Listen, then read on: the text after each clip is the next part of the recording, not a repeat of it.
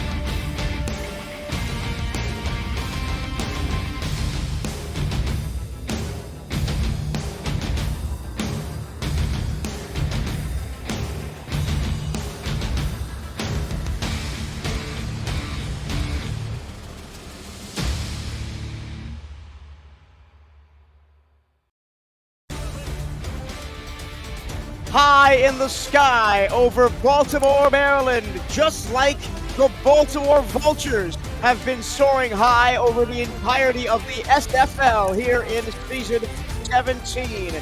Today they take on the reigning champions from out west, the Denver Nightwings.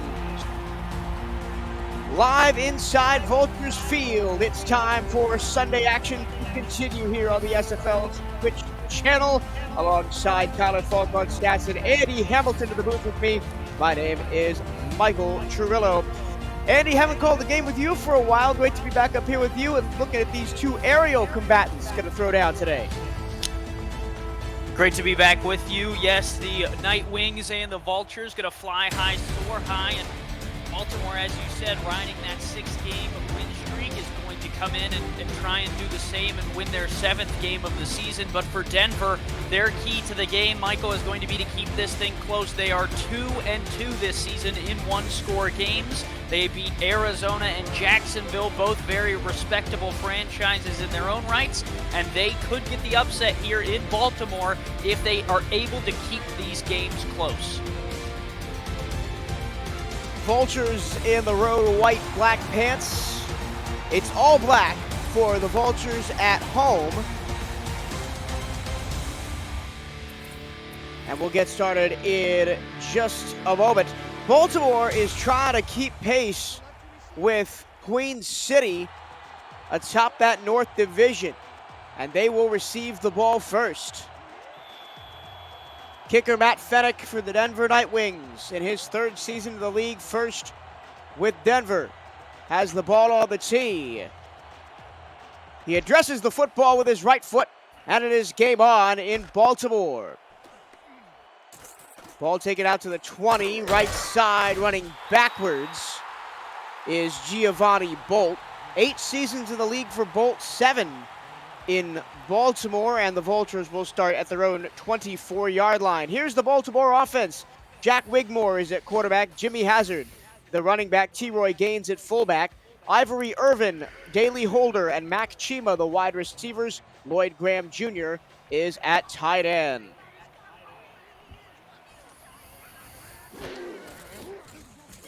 The left-handed Wigmore throws it short over the middle on first down and connects for a gain of 7. Here's the Denver defense. Marlon Marshall, Hugo Reynosa, and Des Troyer on the defensive line. Jose Fuentes, Nick Kindler, Rosca Santagria are the linebackers and corners. Josh Vasquez, Isaiah King, and Matt Papineau are the safeties. Second down, here's the rookie Hazard up the middle and barely gets past the sticks for a first down. I think Baltimore, one of the keys to the game for them, Andy, is going to try to keep Denver off their toes by mixing run and pass. Mixing run and pass, indeed. The Vultures, the best offense in the league in terms of scoring, 3rd most yards. However, most of those come via the air, not the ground. So the ground game important to get going for the Vultures. Wigmore gonna air it out down the middle. He connects right on the Vultures logo at midfield and falling forward to the 46-yard line. And Baltimore will have a first down inside Denver territory. Solid connection on the post route, right in front of the safeties is where you want to hit that receiver. Wigmore does it incredibly well. One of the better quarterbacks in the league on the 2nd best passing offense in terms of yardage. 4 receivers to aim for. Wigmore under pressure, gets it away, and the intended receiver cannot grab it. That's Jimmy Hazard out of the backfield, and he took a major shot about 5 yards down the field, 2nd down. Asking a lot of the rookie over there across the middle to try and get his hands on that one. Wigmore hit as he threw and was just unable to complete. And they'll line back up for 2nd down, no harm, no foul. Jimmy Hazard, a running back in the rare category of more receiving yards coming into the game than rushing yards. Another flare out over the middle, incomplete, knocked away by Jose Fuentes, the former Sioux Falls Sparrow. Yeah, and you can't test too many of these secondary or these defensive members. Jose Fuentes right there, and I don't know if Wigmore stared down his receiver too much or if Fuentes was just kind of hidden a little bit there in the scrum, but the ball went right to him, and I'm sure that Denver fans would like to see him pick that one off next time. 3 left, single right, 1 in the backfield. That's Hazard next to Wingmore. Takes the belt high snap, looks to air it out down the field. Has a receiver. That's caught inside the 20. Down to the goal line. And a Baltimore touchdown. Ivory Irvin is in. Very interesting route there. It looked like a post corner, but the throw was more to the inside. I hope we get a replay here, and we will. It was very interesting that Wigmore threw this more to the inside here, and it almost makes Irvin come back to it, and then you see him readjust back to the outside to avoid the defender. Very nice route over the top. Denver did not look prepared for it, and Baltimore strikes early just when Denver was looking to get off the field. The league leader in receiving yards and receiving touchdowns with 889 and 8, respectively, coming into the game, make that 9 touchdowns on the year for Ivory Irvin. Puts the Baltimore Vultures up by 6, potentially 7 as Shark Tarkington is on for the extra point.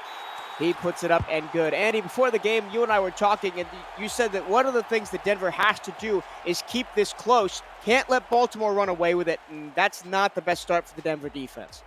Not the best start for the defense. However, you learn a lot about what Baltimore is going to do on that opening drive, and your offense now has a chance to match. Unfortunately, Denver's offense hasn't been their strong point this season, so they got to get on their horse and put some points on the board here to match Baltimore's score.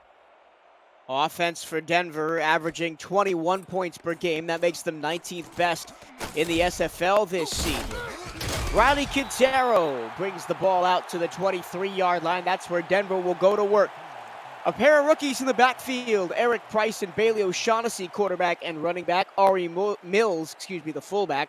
Bryce Battle and Riley Quintero, along with Logan Keel, the wide receivers. Jeremy Mosley and Jim Copeland, the tight ends. And Gene Benazzi on the offensive line at guard. First play from scrimmage for Denver is going to be right up the middle to O'Shaughnessy, pushing the pile forward. Alvin Mack drags him down after a gain of only 2. Here's the Baltimore Vultures defense. Al Walker, Tucker Lewis, Nate Brown, and Saron Yates are on the defensive line. Linebackers Frank Smith, Keenan Samuels, and Alvin Mack. Corners Marvin Himes, Ben Stackenpaper, and Austin Brigham. And the safeties Giovanni Bolt and Troy Loshaw. I formation with 3 receivers. O'Shaughnessy rooted around the middle into the secondary at a first down up to the 35. Offensive line does its job there for Denver. O'Shaughnessy averaging about 4 yards a carry this season. Last week, though, against Las Vegas, only got 24 yards on 18 carries. It's a key for Denver to get the running back going. We've seen some of the backs they've had in their history, like one Mr. Jared McChesney, and O'Shaughnessy filling those shoes as Mr. Irrelevant. They like to get him going. They need to get him going in a game like this. R.E. Mills, the fullback, leads the way, and I think they keep going to him. Third straight handoff, strong side left run, breaking free out of block. O'Shaughnessy is going to race down the sideline. Nobody's going to catch him, and Denver responds in just 3 offensive plays. Well, R.E. Mills set the edge, and he was Bailey O'Shaughnessy there. All he had to do was find the open lane, and we'll see you later, Bailey. What a run, what a blocking scheme. Look at that, seals the edge from Mills. Mosley down the sideline gets a block, and it's O'Shaughnessy down the sideline. No one's going to catch him with that blocking scheme. Beautiful from Denver, and there's the reaction, Mike. All we said was they had to keep this game close, and they do so by answering Baltimore's early score.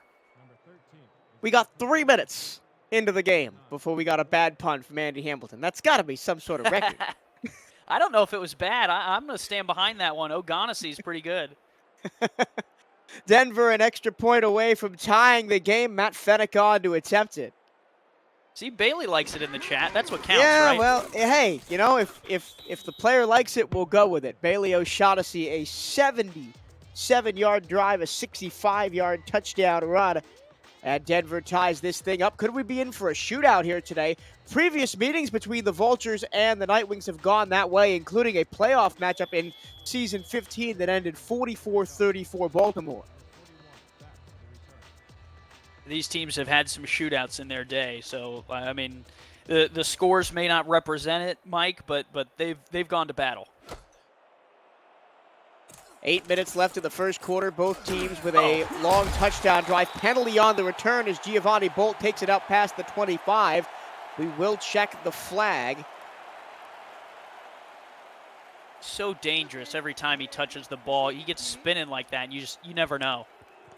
It's the infamous R62 clipping call against Baltimore that will set them back, so they'll be deep in their own zone to begin their second drive of the game. Yeah, it might have been a hold there on Means. They might have just mispronounced what it was. But for Baltimore, a penalty is not what you want to start this drive. It does back your offense up. For Denver, that means more field to defend, not necessarily less offense to defend. So they still have to be careful because Baltimore, high-powered, at any time they could take the top off you. Back inside their own 15-yard line. Having to come back for the football is the receiver. Not the most well-thrown ball by Wigmore. That was Daley Holder who had to track back and grab that one, only gained 2. He was trying to put it outside enough where there was no threat of it being intercepted. Unfortunately, what that forced the receiver to do was come back inside and make the catch. And it only gets him 2 yards. But, hey, 2 is better than 0 or a sack. Wigmore whips his left arm forward and fires it across the middle. That's caught again on the right up the middle. Mac Chima hauls in his first catch of the day. It's something I've noticed when looking through the Baltimore roster. They only have one player on this entire roster that played somewhere else last season, and that's linebacker Keenan Samuels, who was with Jacksonville. Excellent retention of players between seasons. Yeah, and that really is a key for most teams in the SFL. You know, to be successful, you have to retain your pieces. Denver was the epitome of retaining their pieces on their championship run last season with Miller and McChesney. Now a new regime. Tapping the toes and picking up 4 is Ivory Irvin, who caught the touchdown on that last drive.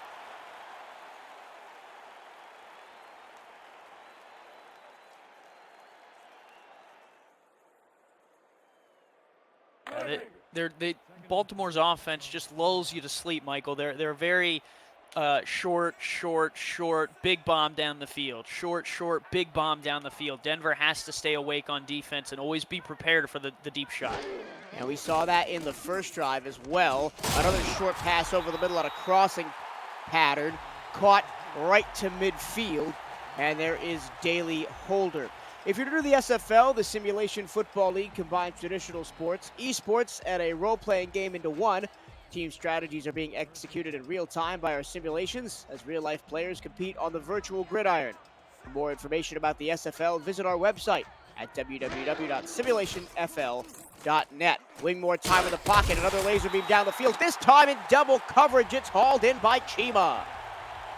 And there is the deep shot. You know, this time a post.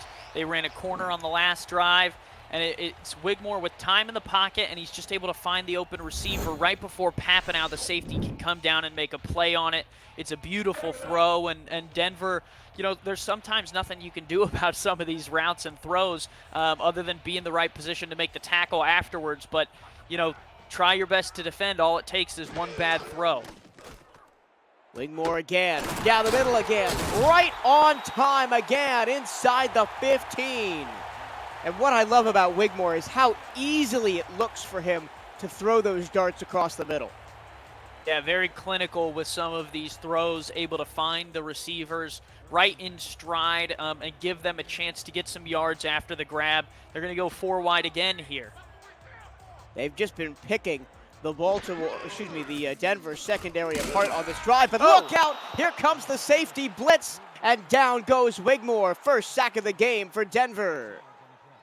Yeah, big fire through the line there from Marlon Marshall, the defensive end. I think they ran a little bit of a stunt here, and Marshall comes up through the middle, and Baltimore's offensive line just has trouble adjusting to where he may be on the field, and by the time they get back over, it's too late. I incorrectly called that a blitz because the move was so good from Marlon Marshall. I thought they brought an extra hat into the box. Now on 2nd and 16. They get back to the original line of scrimmage with Ivory Irvin, 3rd and 10. Yeah, and this is big for Denver right here, Michael. If they can get off the field with only holding Baltimore to 3, it gives your offense the chance to gain some confidence and push yourself out in front. On the road, that's big. So this is a very key play for Denver's defense if they can lock down. It's at 5 wide 5 again. wide.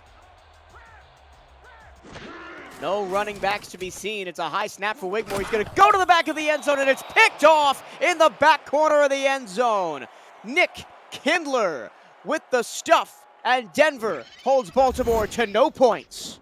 Yeah, when you get in the red zone, some of those deep routes you have to be careful with because that back line is a second boundary. As you can see there, the receiver has to slow up a little bit as not to go out of bounds on the play, and that gives the defensive back an extra opportunity to jump in front of a football like that. Unfortunate for Wigmore to make a throw like that, but huge play for Denver that really turns momentum here as they give up no points.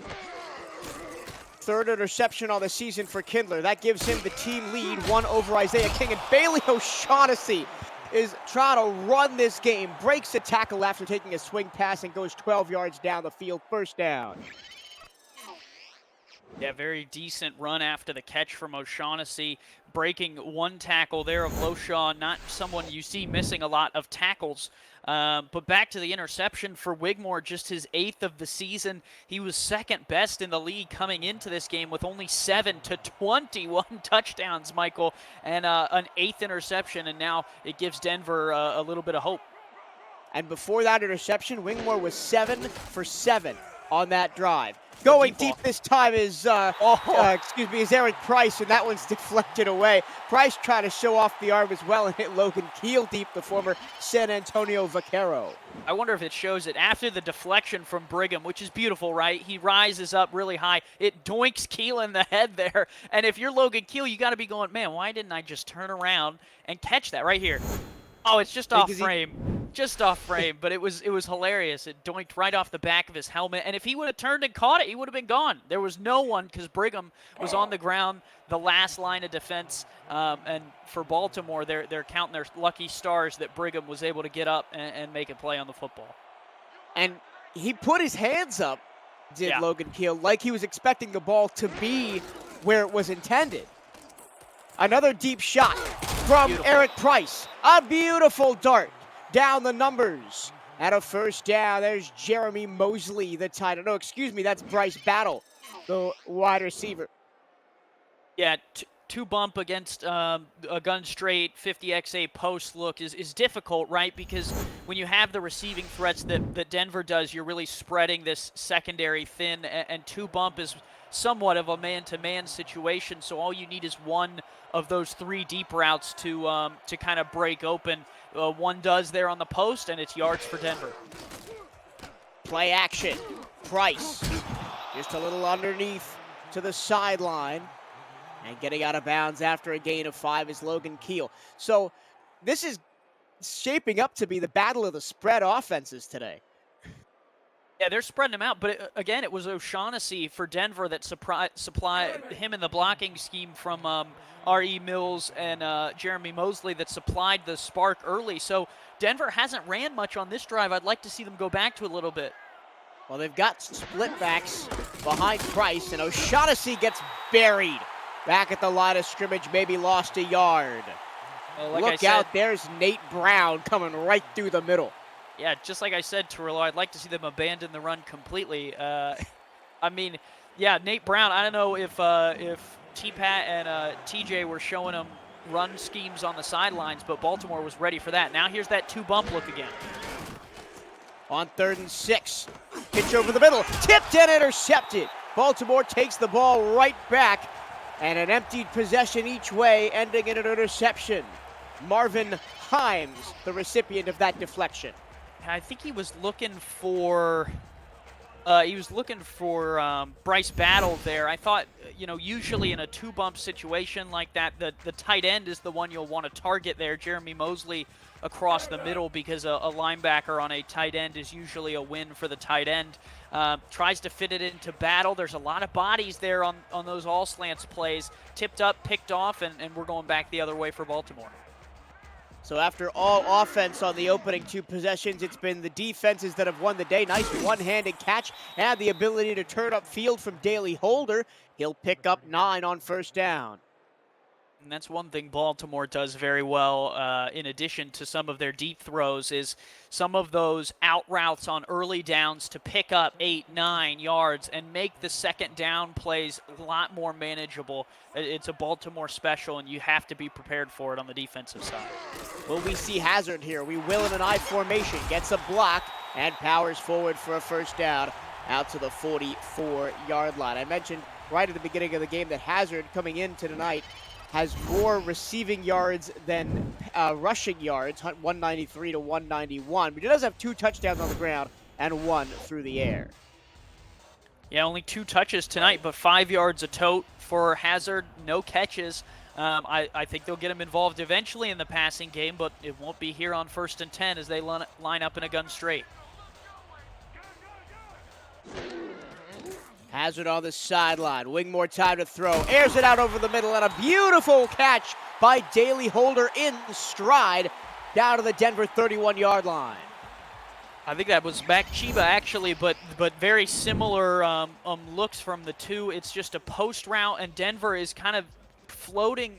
I don't know if that was a too deep and under look or what the deal was, but Denver just didn't have anyone kind of in that middle area of the field. Chima, a veteran receiver, is able to find that zone. Now 4 catches for Mac Chima already, up around 70 yards. Apologies to Mac Chima. He did make that last catch. Wigmore coming underneath. Oh, that was almost intercepted. Isaiah King, who was tied with Nick Kindler for the interception lead on this Denver team. Maybe his mind was in the end zone before his body could pick the ball off. Isaiah King, the rookie, what a way to make an impact as a first rounder if you would have been able to pick that off and take it back against the top team in the league. And he probably is wishing at home and in the chat that he would have taken it back.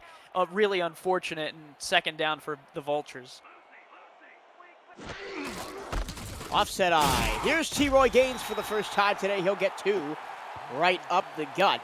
Adam Wiseman, the 4th-year player, brings him down. Haven't heard a lot from Wiseman or really Jose Fuentes. Fuentes had 1 pass breakup on the opening drive, but the linebacking core for Denver has been quiet so far.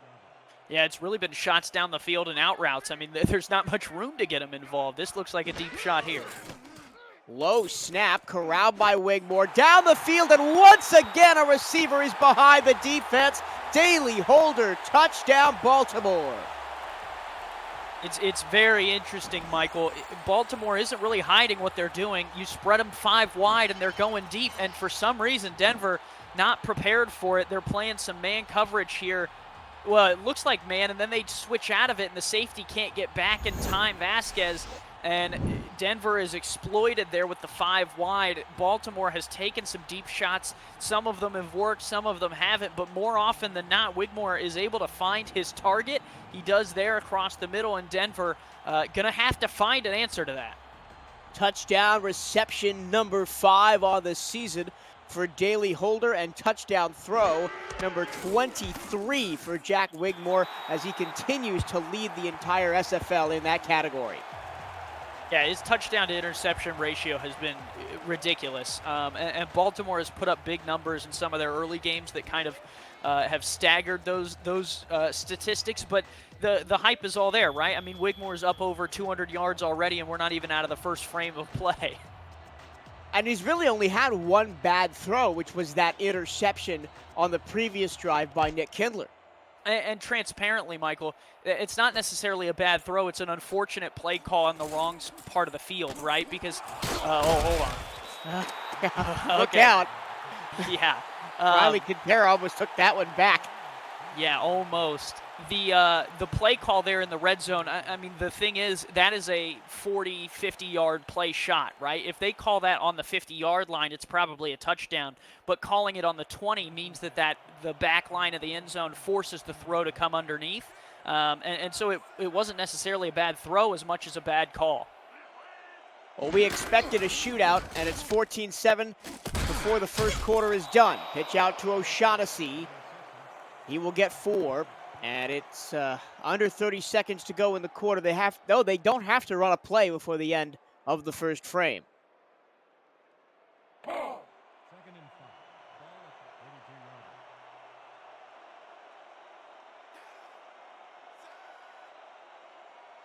Lone man to the backfield is O'Shaughnessy here on 2nd and 4. 2 receivers each side.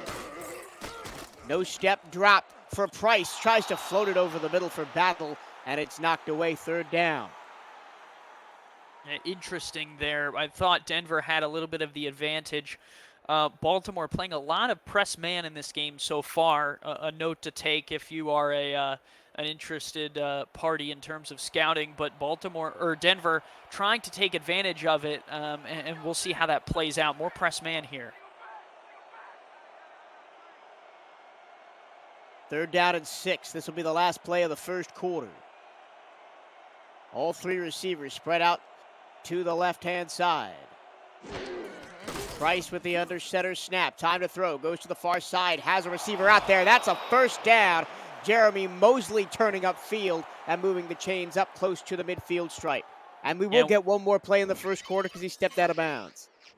We talked about it on the last drive with the interception, Michael, but the tight end is the X factor when it comes to press man, right? Because a linebacker always has trouble guarding a tight end in pass coverage, always. And so when Denver is seeing press man out of Baltimore, the key to watch in this game is, where is Jeremy Mosley? That's the end of the first quarter. Baltimore Vultures 14, Denver Nightwings 7. Still 3 quarters of high-intensity football to go here on SFL Sunday. We'll keep it right here for the second quarter. Glad you're with us on a Sunday afternoon. I'm Michael Toronto. Andy Hamilton alongside me in commentary. Tyler Folk is with the stats truck today as well. We flip sides of the field, 11 minutes back on the second quarter clock. Price, the fake, the handoff, tries to throw it over the middle, and that pass is incomplete. He was trying to hit the fullback Mills out of the backfield, and we have an injury to Frank Smith, the linebacker for Baltimore. Yeah, very, very interesting, especially when you start getting into, it looks like he might have overextended himself on this layout. Interesting when you get into that press man conversation. I mean, it all goes back to it, Michael. When Baltimore is playing so much press man, it's Frank Smith who's one of the guys who might have to guard Jeremy Mosley or Jim Copeland Jr. So if that continues, those tight ends may be an even bigger factor. 2nd and 10. Baltimore showing pressure up the middle. O'Shaughnessy runs right through it and eventually is brought down back at the 34-yard line by Troy Loshaw, the safety. Frank in the chat says, they got me. I think you got yourself there, Frank. It looks like you dove too hard for a pass, and we hate to see anyone injured. We hope Frank makes it back in the game.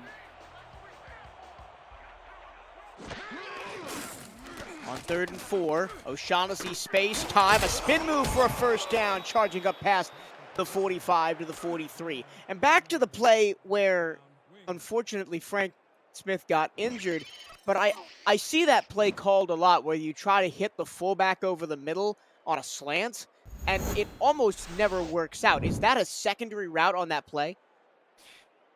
Well, Denver actually, it's very interesting you talk about that, Michael. Last season, that play was very specific to their offense, where R.E. Mills, being one of the best pass-catching fullbacks in the league, really kind of opened it up on those type of crossing routes, and he would burn your team because how often do you have to prepare for the fullback in the passing game? So for Denver, that's actually a staple of their offense, at least in seasons past.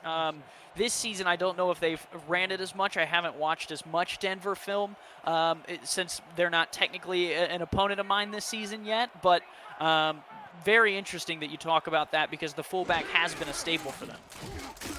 Look out!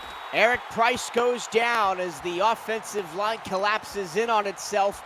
And from a 2nd and 5, it's going to be a 3rd and 10. So Ron Yates finds himself in the quarterback's lap that time. A nice play from Yates right up the middle, kind of a bull rush, and he gets in the backfield for his 33rd sack of his career. Yates leads the league in both sacks and tackles for loss on play action. Whoa. Eric Price was nailed as he lets it go, and the ball was a little bit underthrown and incomplete as Loshaw knocks it away from Bryce Battle. And talk about the arm strength, though, to be falling over and still loft the ball in nearly a perfect spot. I mean, it was a little bit hard, but wow. I mean, pretty impressive there from the young quarterback for Denver to get the ball where he was trying to get it to. Unfortunately, it falls incomplete, and Denver, in a dangerous spot, has to punt it here. Empty possession for the Night Wings as they trail Baltimore by 7. Don't want to let this one get too far away. Punt bounces down inside the 5. Will it sit at the 1? No, it will not. Barely rolls into the end zone, and Baltimore takes over at the 20. Yeah, really unfortunate there for Denver that they could not pin that one right on the goal line. It would have been helpful to have more space to defend, but now Baltimore out to the 20, up by 7. This is a big drive for Denver. You got to shut this down if you want to keep this game close. It's been the aerial attack for Baltimore that's gotten the job done so far. They're going to go to it again, and it's knocked away and intercepted into the hands of Matt Papineau, and Denver turns the ball over for the 2nd time tonight. And it's Isaiah King the third out, that is Rosca Santagria out there in coverage, another defensive back that's on the younger side. He makes another deflection, the 21st of his career, but tips it right into the hands of Papineau. That's all Rosca right there, and it's a huge play for Denver. Like I said, they couldn't let him score, and instead, after the punt and all things considered, Michael, they gained 10 yards. Well, let's say that was a long punt and some time off the clock.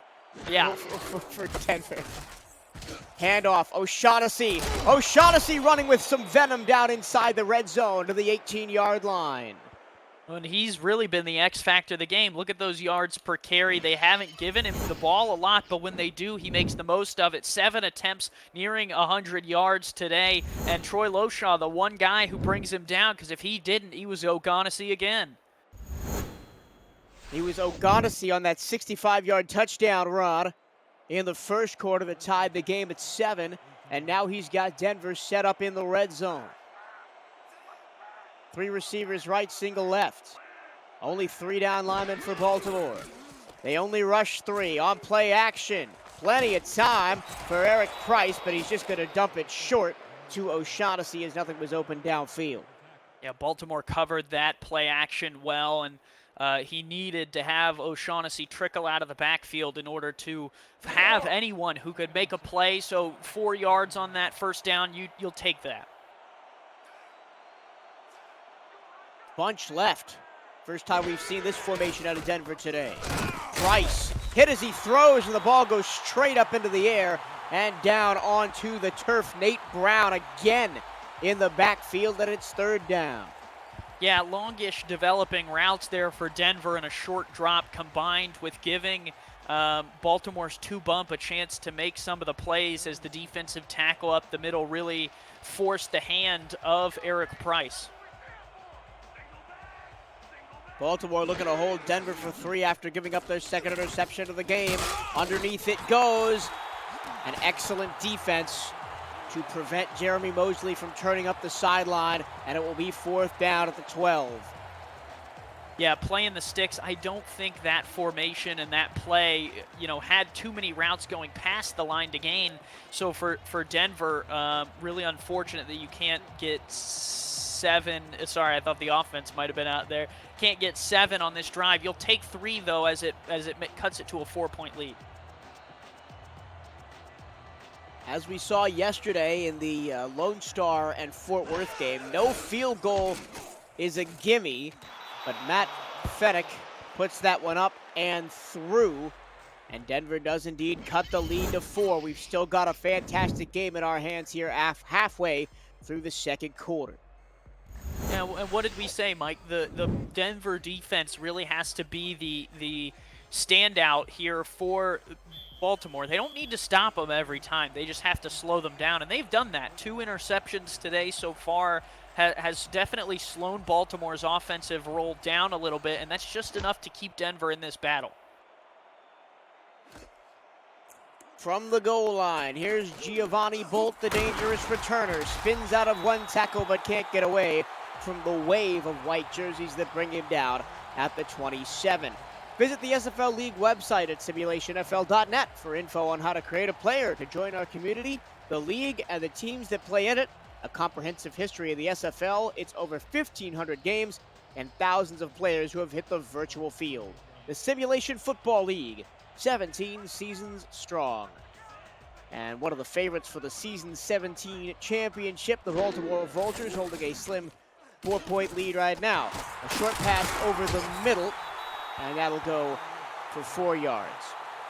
Frank Smith, broken finger, may return, so they're going to tape that one up on the sideline, and we'll see if the Baltimore linebacker can get back in the game. Broken finger may return. That's so interesting, Michael. If I had a broken finger, I would be out for the season. I believe I would be as well. Long throw again, picked off again. How about that for a highlight reel interception by Rosca Santagria? Stop testing the man. That's 2 drives in a row where he's part of the ending. As Rosca, pass deflection last time, give me that this time, yoink, all the way up, and he hauls it down. And for Denver, this is huge. I mean, down by 4 with a chance to go take the lead with 6:50 to go here in the second. This is big, and they get the ball out of the halftime break. Baltimore looked like they punched Denver in the mouth with their deep passing game in the first quarter, and then Denver has adjusted, and their cornerbacks are getting reads on those deep throws. Oh, Eric Price almost gave it away again as that ball was behind Logan Keel, second down. I'm going to be honest, I didn't even see Logan Keel in there. All I saw was black jerseys. I was like, where is he going with that? That play might need to come out of the playbook for next week. Very dangerous, and Eric Price is counting his blessings. A couple of people in the chat are asking to feed Bailey O'Shaughnessy, and I agree. He's been a very effective weapon for Denver so far today. Has that long touchdown run and was a contributor to the field goal last time. O'Shaughnessy, strong side left, gets a block. Falls forward to midfield and barely doesn't get across the line again. It'll be 3rd down and 1. Yeah, feed O'Shaughnessy, but let R.E. Mills eat on the outside. He's been making and serving up some pancakes all day long, and for Denver, that's exactly what they need to keep this drive going. Him and Benazzi. There will be no off-tackle runs today. Only strong side, but this time the center of the defense collapses, and Nate Brown, for the 3rd time in the ballgame, is all over the backfield, and it's 4th down and 3 after the loss of 2. Yeah, Brown does a really good job of closing that one off, and now Denver has to punt, and if you're Baltimore, you throw a couple picks, you're a little nervous about how this game is going, but if your defense can continue to shut down Denver, it doesn't matter. And so this Baltimore team does a great job, and now they get off the field.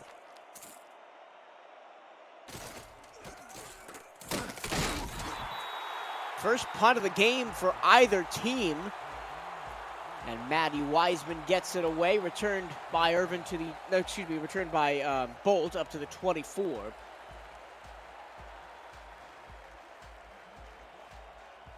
Giovanni Bolt, aside from being a dangerous return man, leads to the SFL in interceptions with 9. Wouldn't be surprised if he got one today.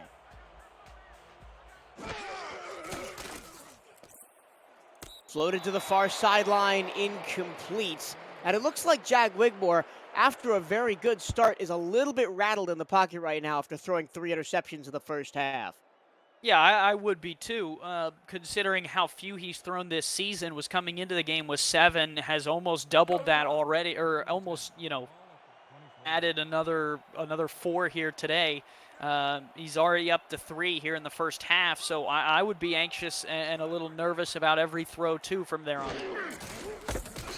Hand off middle, puts into the belly of Jimmy Hazard, and he'll pick up 4. Hazard been kind of overshadowed by O'Shaughnessy today, but he's got big playability as well. Yeah, they just haven't given him the ball as much either. Only 3 attempts on the day, but nearing 5 yards a carry. So, he just needs more totes as well. They probably will hit him in the passing game at some point. No receptions, as inching over the line for a first down is Lloyd Graham Jr. That's his first contribution to the ball game. Yeah, he was asking earlier in the chat if he was injured because he didn't see himself running routes, but out there on that one, picks up the first down yardage and makes the most of his opportunity there to pick up 6. Baltimore a little bit more conservative on this drive as we inch towards 5 minutes to go in the first half.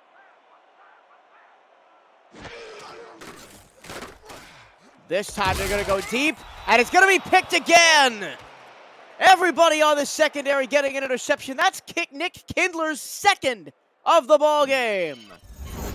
Man, I mean, these corners one-on-one out in no man's land. I mean, he's got Ivory Irvin blanketed there. I mean, there's nothing there. I don't know what Wigmore saw or whether that was just the only receiver who had a chance, but Irvin had no shot at that one. Perfect positioning from Kindler, and he wipes away that Baltimore drive. Right back and forth we go, Michael.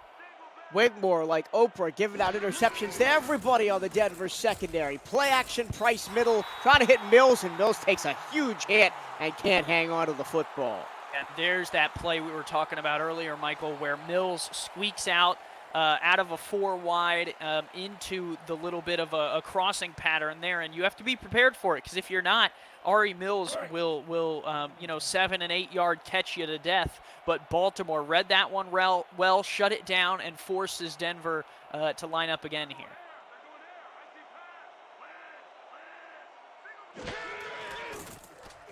Another play action. Price this time has a receiver. It's Logan Keel, and Keel will make it a 3rd and short after a pickup of 8 yards. Look at the passing yards. 223 to 81, and the game is a 4-point deficit. Yeah, that was the exact same play there, Michael, where Keel's running the out route on the opposite side, but Mills is running the arrow route right underneath those linebackers, and it's hard to defend both of those routes. Somehow, usually Denver can come away with 8. It's when Mills gets popped across the middle when the throw goes to him that it goes south. Not going to run on 3rd and 2. Stepping around in the pocket and throwing an incompletion is Eric Price. And once again, Baltimore defensive line's been their strong suit today, just like the Denver secondary has been on the Nightwings side. Yeah, Brigham almost made a pick on that one. And for Denver, you're at the 45. You need 2 yards. This is tricky. You could consider going for it, but in a game that's so tight like this, I think the punt's the safer move. 2nd straight 3 and out for Denver after interceptions, of which Baltimore has thrown 4 in the first half. He only had 7, did Jack Wigmore, coming into the ball game. Baltimore will start deep in their own territory at the 15-yard line. No return for Giovanni Bolt. Yeah, this will be interesting to see what Baltimore does. 4 picks to only 2 touchdowns. I think you adjust. I think you got to give it to Hazard and T-Roy a little bit more. But if that's not in your playbook, it might not be where you go. So it'll be interesting to see if Baltimore tempers this offensive attack a little bit. To the far side, caught by Holder, first down. I think all you have to do to avoid the interceptions deep is just do that. Yeah, the out routes are clean so far today. The problem, is if you continue to throw those, who's to say Denver doesn't bite down on those? And I'll tell you, Michael, a deep bomb down the field that gets picked off is a lot less likely to be ran back for a pick 6 than an out route. So you just have to be careful if you're Baltimore. You can't do one thing too much. You have to continue to switch it up. Power formation this time. Strong side handoff right. Shaking a tackle is Hazard, but he's slowed up enough that the defense gets to him on the backside. Jose Fuentes makes the tackle, 2nd and 5.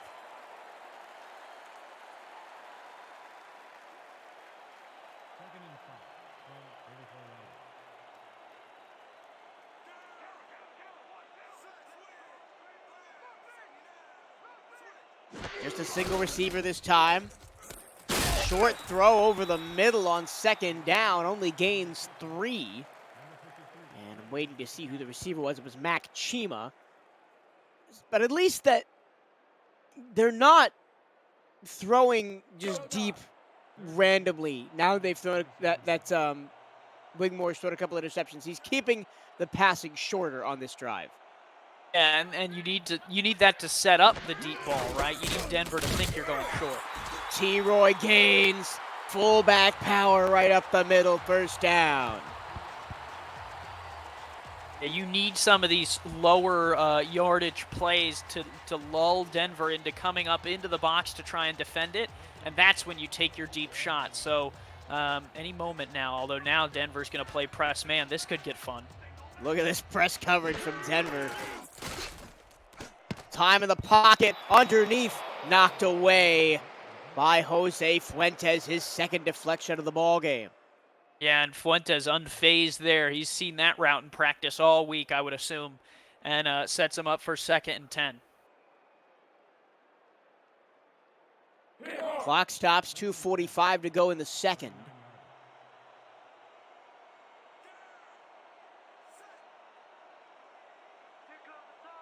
And what Baltimore doesn't want is a 3rd and long to force him to throw deep. Another route underneath coming across the formation is Ivory Irvin. Irvin breaks a tackle. 1st down and more into Denver territory up to the 45. And the Vultures are in business as we head towards the end of the 1st half. Yeah, Irvin with the speed of the cross is so much quicker than Denver was prepared for there. I mean, he got halfway across the field in a hurry. The linebackers are behind, and the first guy there, Nick Kindler, can't make the tackle on his own, and that forces other members down the field to bring him down, and Baltimore moving here. They need to keep moving. This could potentially be the last play before the 2-minute warning. Play action over the middle. That pass is caught underneath by T-Roy Gaines. Hey, Baltimore's running that fullback across the middle on play action better than Denver is today. Yeah, same scheme, different play, but yeah, Baltimore taking a play out of Denver's book a little bit and getting the fullback involved. That's the 2-minute warning. We'll take a short break and be right back. Baltimore 14, Denver 10. This is the Simulation Football League, presented by APM Music on Twitch.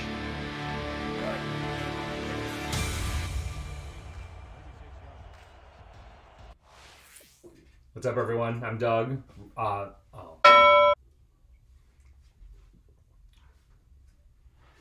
What's up, everyone? I'm Doug, oh my God. I'm Doug Brown, running back, Mud Dogs. That's Potty, Kicker, Dragons. That's Benny Butcher, DT, Dragons. We the Simpot, the late night SFL podcast. Check us out on YouTube and Twitter.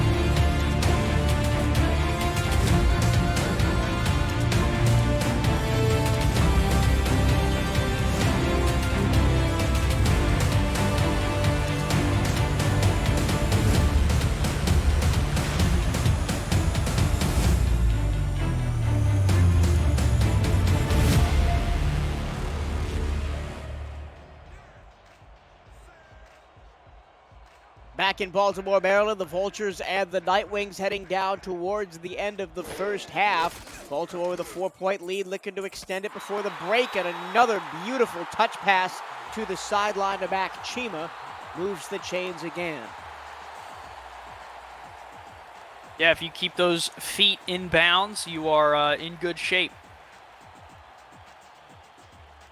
Before we get to the halftime break, I wanted to talk quickly about divisional seeding in terms of the playoffs, because we are getting down towards the end of the season now. This is week 7.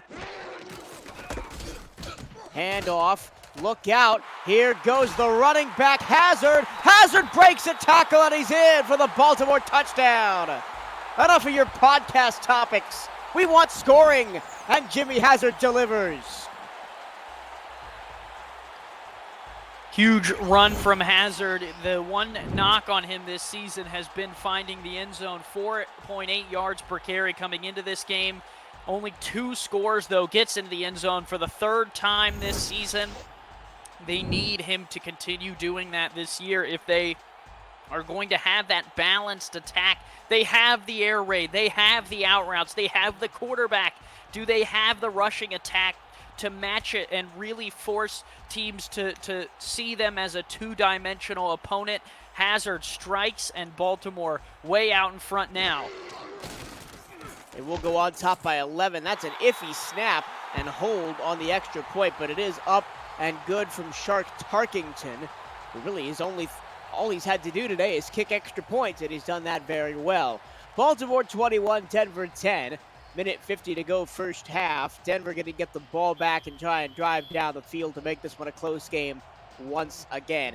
And it's almost felt like the entire game that Baltimore has teetered on the edge of kind of breaking it open, and that might have been the start of the dominoes falling. Yeah, Denver and Baltimore, they're it's a battle every year, but for Denver, the key this season, with the way that they've played so far this year, is really to keep the game close. And for Baltimore, they've given Denver the chance to take the lead. They've given them the chance to tie it back up, and Denver has not taken advantage every time. Now, Denver, with 1:46 to go in the second, they really need a score here on this drive and to get the ball back after the break. Up the middle, O'Shaughnessy. Not a lot of room to work, but it does fall forward for a 4-yard gain. Averaging 11.3 yards per carry, but a lot of that, I think, is still made up of that 65-yard touchdown run from the first quarter. Yeah, it does make up a lot of it, but still running hard. It's not like O'Shaughnessy is, had one big run and then a bunch of 1-yard runs. He's had some 8, some 9-yard runs, so got to be careful. Price, pocket collapsing. He gets buried back at the 22. The defensive line for Baltimore has been dominant all day long, and Tucker Lewis reaps the rewards this time. Yeah, Lewis, Brown, Yates, Walker, they are wrecking the game right now for Denver. If Denver cannot block these guys, they have nothing. Now a huge 3rd down. Price gonna have to air it out on play action to the sticks. At a 2 yards short for Riley Quintero. That's a well-designed play for a 4th and 10, not so much, or for 3rd and 10, sorry, not so much a 3rd and 13. Yeah, wow. I mean, that just goes to show you that the football is a game of inches. 2 yards away from the first down, they can't get it, and now Baltimore, with 46 seconds and 3 timeouts, has a chance to put Wigmore to work. 3rd straight 3 and out for Denver down the stretch of the second quarter has allowed Baltimore to stretch this lead. That's a high snap, corralled by Wiseman. She gets it away, fair catch at the 35-yard line. So Baltimore, 40 seconds and 3 timeouts to work with. We know they can hit the big play, but how aggressive will they be here, Andy? I think if you're Baltimore, you have no holds bar, right? What do you have to lose? You've thrown 4 picks already. 5 doesn't necessarily change the game any more than it would if it was just 4. So I like this. Let's get aggressive. Let's go down the field.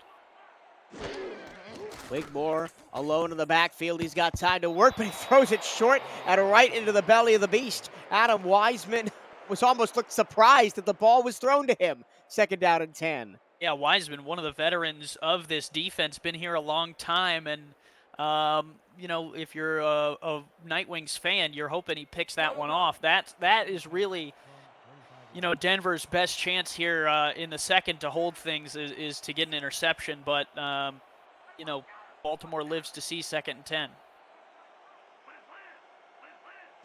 And sometimes you don't want to give Baltimore a second bite of the apple, but that time Jimmy Hazard looking for another home run down the left-hand side won't get there, as his mirror opponent on the other side, Jose Fuentes, brings him down. Yeah, and Baltimore looked like they were ready to take one shot. Maybe it hit Wiseman in the hands, and they went, you know what, never mind. But although, here we go, 5 wide again. 7 wide. That would be an interesting formation. 10 seconds to go in the half. Down the middle, it's caught by Irvin. He's got to midfield. 5 seconds to go. Will they call a timeout? They will. And Baltimore's going to have one chance to take a shot to the end zone. Yeah, not 7 wide, but if you're Denver, it might feel like it sometimes with how many receiving threats there are for the Vultures, and a nice toss across the middle there from Wigmore is going to set them up to send this one down the field on a Hail Mary attempt.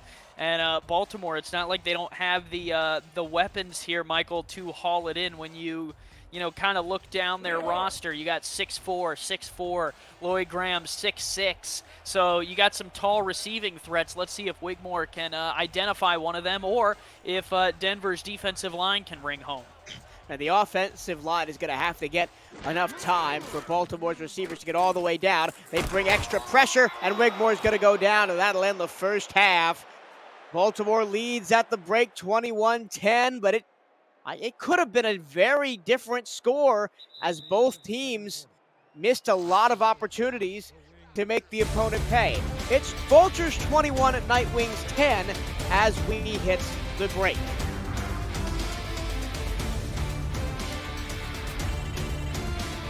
Yeah, Michael, tail of the first half, Baltimore with more time of possession, but the picks and the turnovers go in favor of Denver. They have not been able to get much going in the aerial attack. The difference is Baltimore has got it all going in the pass attack. Some deep shots to Ivory Irvin, one on the kind of corner post, one on a deep middle shot. And for Denver, you're still in this game at 11 points difference, but you got to start scoring more. Here's O'Shaughnessy's big run. You need more plays like that if you want to keep this thing going. And it needs to start when you get the ball out of this halftime break. 17-21, if you can go down the field and get a touchdown, looks a lot better and might invite your defense to get a stop as opposed to 21-10, knowing what Baltimore can do, Michael, because their offense best in the league in terms of scoring come into the game. They're averaging 39.8 points, so that's still another 18 points somewhere on the board there for Baltimore in theory. And for Denver, your offense usually only scores around 21. So in theory, Michael, the best Denver is hoping for is to maybe go above their average a little bit and pitch a shutout on defense. Yeah, and the Denver defense has been what has kept Denver in the game with those 4 interceptions, including one in the end zone. The defense is probably looking at the offense saying, hey, we've done our job so far. Right. Can you pick us up in the second half, guys? Yeah, well, and if you're a defensive unit and you're looking at a final score with 4 picks, you're going, hey, we won, right? But, sometimes the offense just doesn't work out that way. And for Denver today, the offense, started out strong and has tapered off a little bit. The defense started out a little weak and has strengthened up a little bit. So if you can get those two on the same line, it's not like you're out of it. The Night Wings have a really strong kind of game plan here, it seems, today, but Baltimore's kind of horses in the stable, if you will, are a little bit stronger than Denver's as it looks. So for the Night Wings, they just kind of got to put it all together, get the perfect puzzle pieces in the right spot, and like I said, they get the ball out of the halftime break, so still plenty of time. And for all the interceptions that Denver have had and all the offense that Baltimore have had, I give the first half game ball to the Baltimore defensive line. Al Walker, Tucker Lewis, Nate Brown, Saron Yates have just been wrecking havoc in the Denver backfield all half long. And you could say they're the difference to why this game is an 11-point lead for Baltimore as well. Yeah, and why it's not closer, because a couple of those drives, a sack, forces Denver to punt, or a sack gets the Baltimore defense off the field, and some of those plays, if it weren't for them, Baltimore could be looking at a 3-point lead or a 4-point lead or even a tie game right now. Denver gets the ball to start the second quarter. Riley Quintero up to the 23-yard line. Thank you for joining us for the SFL on Twitch Sunday edition. I'm Michael Torello, Andy Hamilton alongside me. Tyler Falk is running stats for us. A big thank you to Tyler, who's been involved in every block this weekend. So big ups to Tyler. The behind-the-scenes crew was a little bit undermanned this week, it being Labor Day, so thankful to everybody who stepped up behind the scenes. Hand off. O'Shaughnessy, room to run and more. Cuts to the outside. We've seen this before. O'Shaughnessy on the move. Breaks one tackle. Cannot get away. Oh, that was a touchdown-saving effort on the back end by Keenan Samuels, the linebacker who raced all the way back there to make the play. And if I'm Baltimore, I'm running this play once per drive, right? First down, I want to see that one again, right? If it gets 2 yards, fine. But with the potential to break that off like that, like we've seen twice today, O'Shaughnessy is a weapon, and they have to continue using him. Now 11 carries and up over 100 yards, as well as the one score. You got to keep feeding this man. They're going to give it to O'Shaughnessy out of the backfield. The throw to him wasn't great, and Keenan Samuels reacquaints O'Shaughnessy with the turf as a loss at 2, second down and 12. Yeah, you could just feel, that play, the timing was a little bit off. Samuels read it really well, was prepared for it. Now 2nd and 12, and they're going to spread 3 wide against a bump. Watch the tight end. Defensive line shifts to the left. The last time Denver ran this play, they got the tight end 1v1 in space. Let's see if that happens. No, they're going to swing it out to O'Shaughnessy, waiting for his block. He waits beautifully for his block and scampers inside the red zone to the 16-yard line. We often see so much in this league that running backs aren't patient in space, but O'Shaughnessy, excellent job on it right there. Yeah, look at this. And Mosley actually gets out in front of him after running the route that didn't get thrown to and unselfishly gets Troy LaShaw out of the way and sets up O'Shaughnessy to show off his speed against the 2 linebackers. Beautiful play call there. Beautiful throw from Price. Didn't need to wait on the tight end. Found O'Shaughnessy in the open space and moves the chains down to the 16. This is Denver's chance. Now I formation. Denver inside the red zone for the second time today. Kicked a field goal on their first trip. It's a weak side screen to O'Shaughnessy again, this time read beautifully by the Denver defense. Alvin Mack with the big tackle.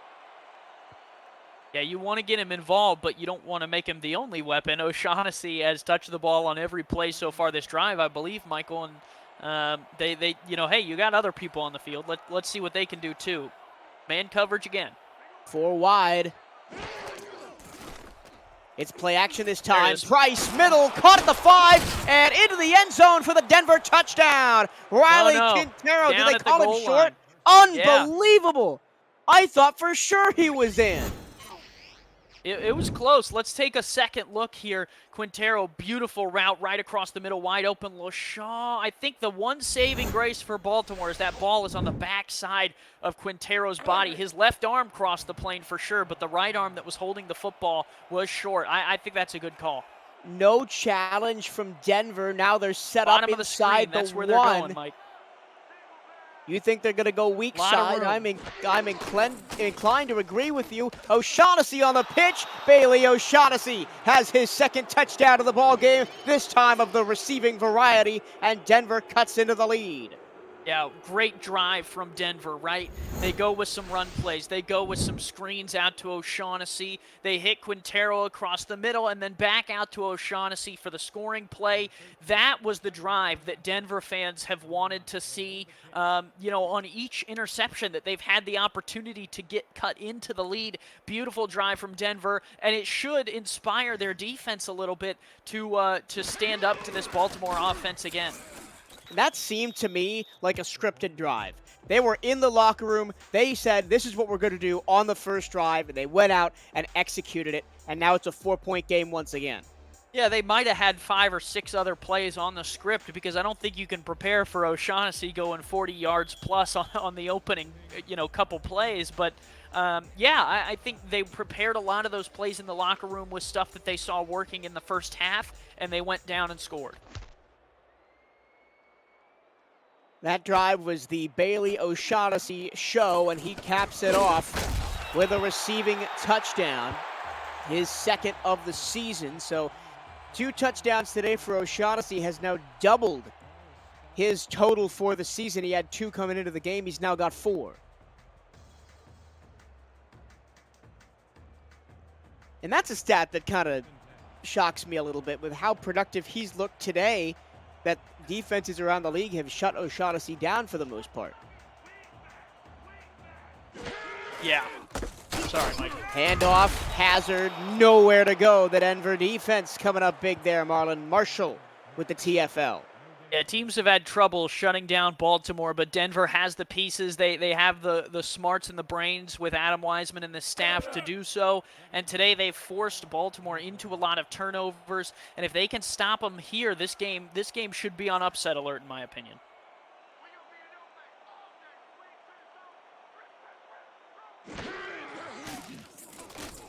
Five-step drop.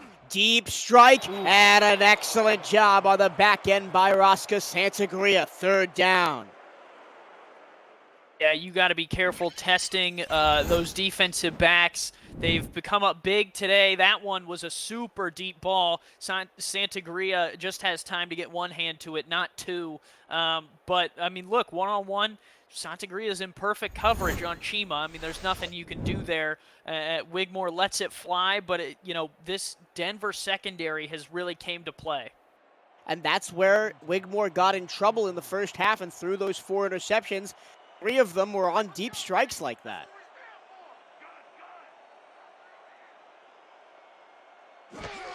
Four wide again. 3rd and 11. Down the sideline, knocked away. This time it's Nick Kindler. So Kindler and Santagria, the corners coming up big, and forces the first Baltimore 3 and out of the ball game. Yeah, huge play there from this Denver defense. And like I said, you go down the field, you score, it can inspire a defense to go, hey, they scored, let's do our part now. And for all intents and purposes, we talked about it, Turillo, that this defense for Denver is the one that has been the strength in the opening half of the game for the Night Wings. They come out, they're strong again, and they force Baltimore to kick it away. That was a really low snap for Pablo Gates. He gets it away just barely. And Denver will have the ball close to midfield at their own 44-yard line. Yeah, and this, another big drive for Denver. Can you go down and cut it at very least to a 1-point game? Or can you go down and take the lead even? If Denver can do so, that could show out big for this second half. So if you're a Night Wings fan, this is a key drive. And look, Baltimore's right back in bump. It's all about those one-on-one matchups, and this time the throw from Eric Price was a little bit behind his intended receiver, Logan Keel, and it's knocked down by Ben Stackenpaper. Haven't called Stackenpaper's name yet today. I was trying to fit it into a window there to Keel, and Stackenpaper was on him. The one thing about bump is if your defensive backs are good enough, they're going to play tight coverage. Now, Baltimore backing off a little bit against a 4-wide ace quads look. I'd hit one of the slot receivers. Price, time, throws, intercepted, air-mailed the ball to a defensive back. Is that Giovanni Bolt with his 10th interception of the season? Yes, it is. Yeah, waited a little too long there. See, Baltimore was playing back off the receivers, which means they're playing more deep down the field. And you got 2 receivers coming into a crowded area, and Bolt just reads that one really well. He's one of the best in the league in terms of defending the pass. He gets back over there and makes the play. I tell you, no team can get any momentum in this game before the other team just takes it away. Because coming out of the half, Denver with a nice drive. You thought they had momentum. They got a defensive stop, and then, 2 plays, they throw an interception, and now Jimmy Hazard is back on the ball. Not very much room to run right up the middle. I want to get back to a topic that I was so rudely interrupted by Hazard scoring a touchdown late in that first half, which is the craziness that is the North Division right now. We've got two teams undefeated, Baltimore at 6-0 and Queen City at 6-0. Yeah, they're going to battle. I mean, one of them has to win the division, right? So, and it really might be the team that doesn't slip up. That was a duck out of the oh my goodness, that was caught off a deflection by Ivory Irvin. Wow. Wow, indeed. Wigmore threw it up for grabs, and Fuentes goes, you know what, deflection for me, and he bats it, but Ivory Irvin right there, and he says, well, I got this one. Unreal, and now 3rd and 2. I want to go back and watch that one again. How did that work? Amazing, over the middle and knocked away. Another dangerous throw by Wigmore as Papineau got his hands to that one. Yeah, that one got away from Wigmore. He would like to have that throw back because the receiver was open and it was just too far, and he's lucky that it didn't get picked off by Papineau, and I think Papineau was almost a little surprised that it got all the way to him. He was almost lining up for the tackle, but hold on, Michael, offense still out on the field. 4th and 2. I do believe they're going to try and draw the Denver defense off sides. Yes, they will. Denver holds. Timeout, Baltimore. Timeout could be big down the line. It right now is a 4-point game. A field goal from Baltimore, if good, would make it, a 7-point game, which means Denver, with the ball back, has a chance to go down the field and score and tie it up. And Michael, you know that in the second half, timeouts can be at a premium, especially if you're down. Yeah, and coming down the stretch in the 4th quarter, if you are behind trying to drive to win the game, they're going to try and go for a 51-yard field goal. I didn't think they were in range. It's Tarkington, baby. It is Shark Tarkington. He's one of the best kickers in the league. Shark is out for blood. This will be from 51 yards. It's all the way, and it's good, and he would have made it from 55. How about the leg on Shark Tarkington? And Baltimore goes back up by 7. He says, Michael Torillo, don't ever doubt me again. I mean, I got leg for days. That one's good. Doesn't hit the back netting, but he doesn't need it. And that makes it a 7-point game. Just what Baltimore would like if they can't continue the drive is to at least get some points. Tarkington now 18 for 18 in field goals on the season. Just insanity. From 1 yard deep in the end zone, here's Quintero running the wrong way, and he's going to be brought down. Forward progress gets him to the 20.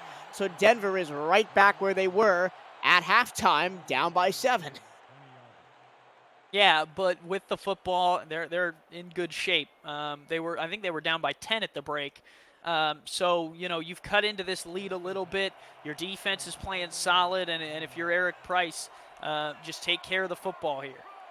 Price only 50% completion in the first half, 9 for 18.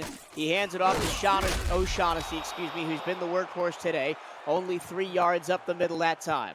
And looking at the West Division, where Denver stands at 2-4, they're still in it because Arizona won yesterday to go to 4-3. But if they win today, they're 1 game under 500, only 2 games back of the division lead.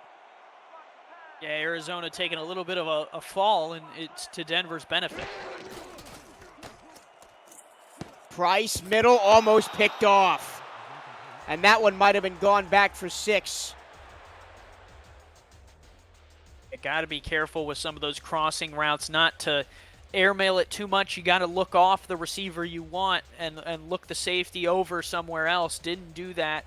And the linebacker, Frank Smith, just had the eyes right where he needed to have them. And look who's back. Frank Smith, Mr. Broken Finger may return himself. Probably would have caught deflection. That if he had a good finger. Yeah, maybe. Price up, play action. Pressure on his face, down he goes. The defensive line for Baltimore, once again the difference on 3rd down. It's Yates with the big sack. Yates right up the middle, overpowers the center there. And, I think they call him the Wake, and rightfully so. They're for Baltimore as this front four has really wreaked havoc on the Denver offensive line today.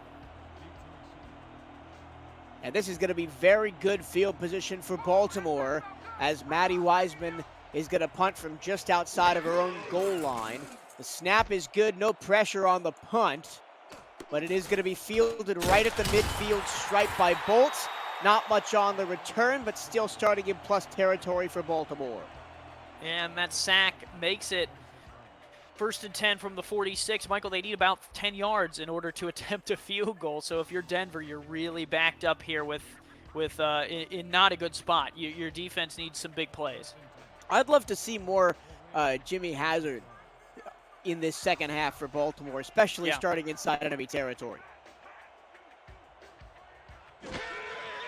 It will be Wigmore. Plenty of time. Tipped it. Come on! Wow! That's ridiculous. Isaiah King III tipped it and got under it and made a basket interception. He tipped it to himself. The best play from a secondary member I think I've seen in the league. I mean, look at this. He does a whole 180 and just picks off the same pass he batted up in the air. That was Richard Sherman batting it to himself. And you're telling me this kid's a rookie? Get out of here. Denver only allows Baltimore one offensive play after that last 3 and out. And again, that's effectively like a long pass minus some time off the clock because they're up near midfield. Yeah, 100%. We saw this in the first half, and Denver was unable to capitalize. Play action time for Price. Middle, and he overshoots his receiver, Logan Keel, at its 2nd down and 10. Well, and Tucker Lewis made him feel the pressure, and that's why that throw was offline. Keel had a little bit of an opening, which was enough for Price to fit it in, but with Lewis right in his face, he had to rush it a little bit, and it falls incomplete. That last Isaiah King interception makes it 5 picks on the day for the Denver secondary. Price floats it. And it's going to be 3 yards short of the sticks as he connects with Bryce Battle. And something I've noticed is the difference between the throwing motion between Price and Wigmore. Price just puts a little bit of air under his passes and forces his receivers to jump and grab it. Wigmore just throws darts. Yeah, I agree with that statement. Now, again, you got these 2 slot receivers that should be open. Price, this time, beautiful tap of the toes from Jim Copeland as he picks up a first down out to the 43. Yeah, first time we've called Copeland's name today, but the tight ends for Denver continuing to find some open room there, and that's a good play from Cope to make the catch, stay in bounds, move the chains. Copeland, a rookie taken in the 3rd round of the season 17 rookie draft. He stands 6'7", 270, the tallest receiver on this Denver core. They love running this play action and open on the far side, but the pass goes out of bounds, intended for Battle. Yeah, it's tough when you're running those out routes because the timing has to be perfect. If it's not, you could be out of bounds, and there's nothing really you can do other than maybe turn it up or hook off your route, which isn't really what receivers like to do often. You know, once you make the break, you want to be full speed to the boundary. So Denver, 2nd and 10. 2 tight ends here, both playing bump. Get one of them open, or the halfback. That'd be a likely scenario, but it's going to be O'Shaughnessy dragged down. Nothing doing on that play. No room to work as Brown grabs his legs. Yeah, not the worst there against bump to run the football. It just didn't kind of work out there, but you know, in theory, the halfback not necessarily accounted for in terms of, the play call. Although, here we go, bump again. Baltimore loves playing this press coverage. Oh, bottom. Price, middle, got him. There's R.E. Mills, first time he's made a catch today out of the backfield, and it gives Denver a first down on 3rd and 10. Oh, I thought he was going to go to Logan Keel on the bottom, cooked his defender, but R.E. Mills across the middle again. Same play there, Michael, that they called earlier in the game so much. With Mills crossing, you're asking a linebacker to cover him, which is a mismatch, and then you have Keel on the bottom of the field who can get open too. And it looks like they're going to run it again here, and it's Frank Smith on R.E. Mills across the middle to watch. Price has to move in the pocket, gets the pass away, and finds Mills inside the 15, all the way down to the 12. You called it, Andy. That fullback-linebacker matchup is a nightmare for the defense. Yeah, anytime Ari Mills goes out in the slot, he's running that crossing route. And for Frank Smith, I mean, you're asking him to do the impossible, right? Because the fullback is a little more agile than you. He has a little bit more of an ability to get across the middle, especially with a veteran like Mills. So bump man is not necessarily what I would call against that, but Baltimore has had mixed success with it tonight. Look out, Price. Whoa, he stays on his feet. He throws to the goal line. It's a touchdown for Denver.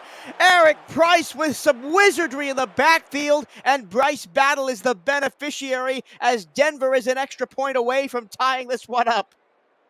Price is right. Eric able to evade and throw off of the Isaiah King interception that was kind of a hat trick. He pulls a rabbit out of his hat on this one, and it finds Battle to potentially, Michael, tie this thing up. It's getting wild here in Baltimore. And we thought at the end of the first half, when Jimmy Hazard went in right at the end, we thought that might be the signal for Baltimore to start pulling away. It's been all Night Wings in the third quarter with the exception of a long field goal by Shark Tarkington. Fennick up and good on the extra points. We've got a tie ball game in Baltimore, 24 apiece. Yeah, the lights are on. The show is everyone's on the stage. The show is about to take off, and for Denver and Baltimore all knotted up at 24 with, you know, a little bit of the third left and a whole fourth quarter. Get your popcorn ready, and you won't want to miss a second. Yep. Don't take a dinner break just yet. No. As Denver and Baltimore trade blows in the third quarter, Giovanni Bolt hit hard at the 25-yard line. Visit the SFL website at simulationfl.net for links to apparel from Sector 6, the official apparel provider of the Simulation Football League, and SFL mini helmets from 97 Sports Promotion.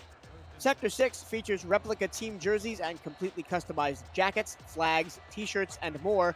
Get the gear the fans wear with Sector 6, 97 Sports Promotions, and the SFL. Wigmore gonna try and deal it deep.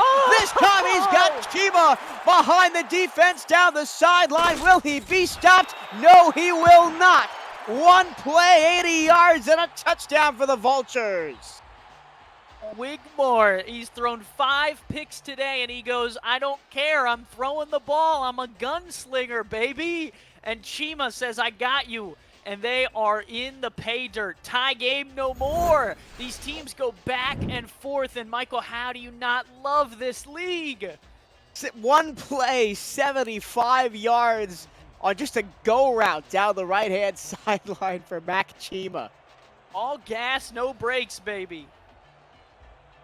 And that's been the kind of week we've had in the SFL. Just some terrific games all across the league this weekend.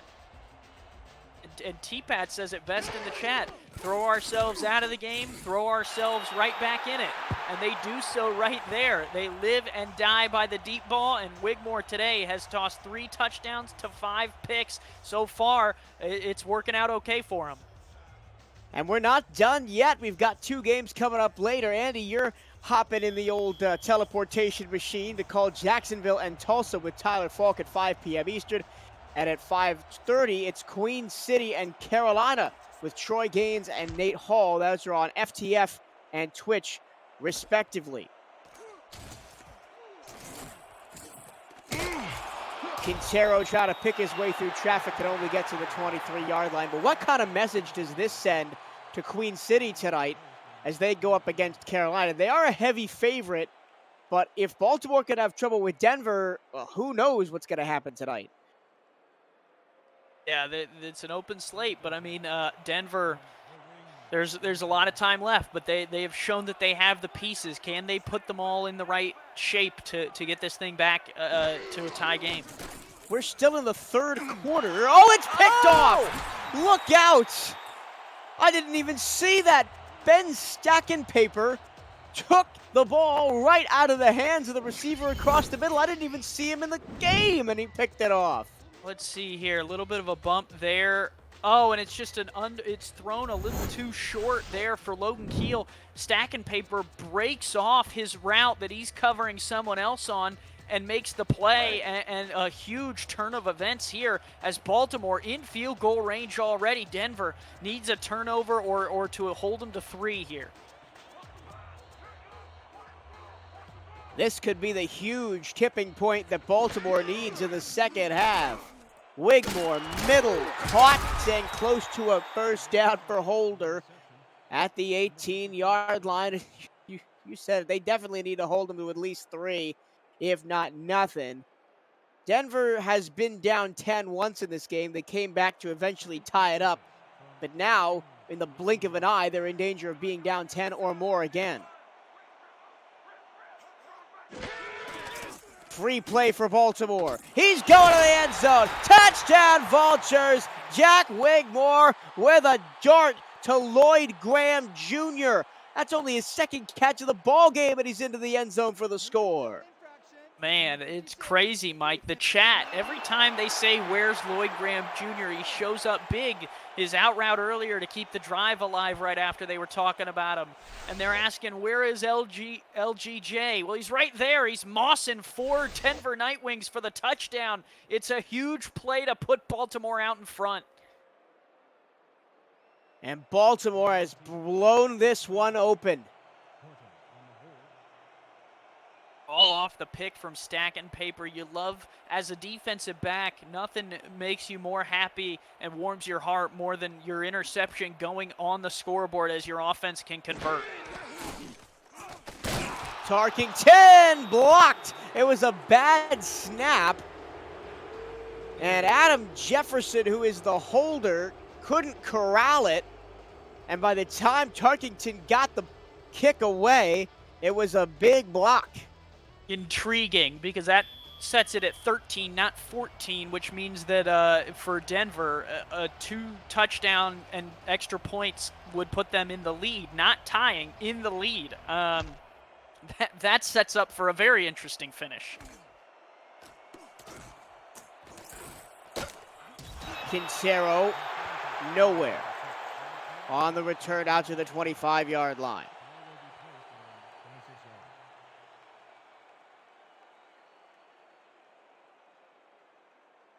And, I mean, we're still in the third quarter, and it's 37-24. You know, is this the SFL or the Big 12? Might as well be both these days. O'Shaughnessy on the off-tackle left run that they love so much, but this time it goes nowhere. Frank Smith comes up and makes the tackle.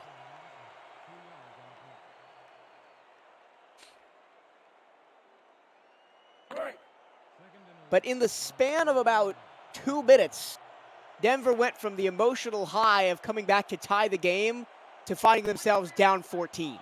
Yeah, true. It's a very big swing, very quick. And almost another interception as Eric Price way overthrows his receiver across the middle. And it's incomplete, third down at 12. And that was maybe one of the more poor throws I've seen in the league this year. He really strung it out, I think, is the words that I kind of want to use there. And I don't know, everyone has a bad play, so I won't harp on it too much, but lots to be desired there from Price. 3rd and 12. Price faces the pressure, goes deep, picked off. Interception number 11 on the season for Giovanni Bolt, and he's got back-to-back picks by himself. Yeah, you can't be mad at Price for this one, right? He's in 3rd and long. He's got the wake right in his face, and he just tosses a deep ball. I mean, it's actually a pretty decent shot when you look at it. Bolt is just there playing center field, and he's able to haul it in. It's effectively a punt, Michael, so it's not the worst pick I've ever seen in my life. It doesn't make you that hurt, right? Because a punt's only going to go that far anyways. But for Denver, you know, it's kind of the collection of all the plays on that drive that just didn't really work. Can Denver make this one sting again? Wigmore down the field, incomplete. Batted away by Santagria. King was in there as well, and it's 2nd down. I think Wiseman, too, maybe got a hand to it. Lots of opportunity there. I mean, a pick can turn this thing back on its head, right? So for Denver, you got to stay alert, right? They're not out of it yet at 13. You know, if you can keep Baltimore out of field goal range even, you don't even need to turnover necessarily. There have been 9 combined interceptions in this ball game. Stretch pass. Oh, look at Jimmy Hazard breaking tackles, making moves. First down for Baltimore. Yeah, Hazard with a nice little dance move outside and inside, and he sets himself up here to help Baltimore try and put this thing away, right? 13 points is not necessarily away, but a touchdown or even a field goal here. Field goal is still 2 score, but a touchdown would certainly, you know, make them feel very comfortable about 11 minutes in the fourth. They don't have to snap the ball here, but I'm guessing that Baltimore will. This will be the last play of the third quarter. A ridiculously exciting third quarter at that. Wigmore middle. That's Troy Gaines. T-Roy out of the backfield for a first down out of the 27-yard line. Yeah, they're running that fullback across the middle, and it's working for Baltimore the same way it's worked for Denver. That's the end of the third quarter. Baltimore 37, Denver 24. This game is seesawed back and forth over and over again, but Baltimore looking to turn the screws and go up by 3 scores. This is the Simulation Football League presented by APM Music on Twitch. What a game that we have had today. 4's up in the chat, 86s as well as we hit the final frame. Hazard again. He's got space. Oh, he just got slowed up by an attempted arm tackle. If not for that, he might have been gone. He slowed up, and the arm tackle actually pushed him back inside a little bit. If he would have been outside, he might have been dancing. A big play there from Denver to slow it down. And hey, hold them to a field goal. It's still a 2-score game. So for Denver's defense, you know, lock it up. Free play for Baltimore. Wigmore over the middle. That's caught for a first down. It would have been a first down anyway if free of the penalty. Ivory Irvin picks that up. We welcome those of you who watched Louisiana defeat London on For the Fans. This is Baltimore and Denver. My name is Michael Torello. Andy Hamilton is alongside me in commentary. You've missed a good one if you haven't been flipping back and forth between the games. Baltimore had a 10-point lead at the break. Denver battled back to tie it up at 24, and Baltimore, in the span of 2 minutes, got a touchdown on a one-play 75-yard drive, an interception, and a touchdown to make it a 2-score game, and they're looking now to potentially go up 21 a minute into the fourth quarter. Pass to the end zone, intercepted! That's the third of the game for Nick Kindler, and the second one that's taken a touchdown off the board for Baltimore. 6 for Jack Wigmore, and Torillo, I almost misspoke earlier in the game and said he's doubled his interception total. Well, now he's 1 away. He threw 7 coming into this game all season long here in Week 7. He's thrown 6 more today against this Denver Nightwings secondary, and it gives Denver a second life here and gives the Nightwings the opportunity, down by 13 with 10 minutes to go, to fight their way back into this football game. 6 interceptions, and they're still up by 14. Denver, look out, Eric Price. He's going down again. He barely got the pass away. And that's been the other story of the game, is the Baltimore defensive front. Al Walker getting in there. Didn't get his sack. If he would have, it would have added to the total for this front 4. They have been all over the field flying. Another hurry for them, and it forces Eric Price to just get rid of it.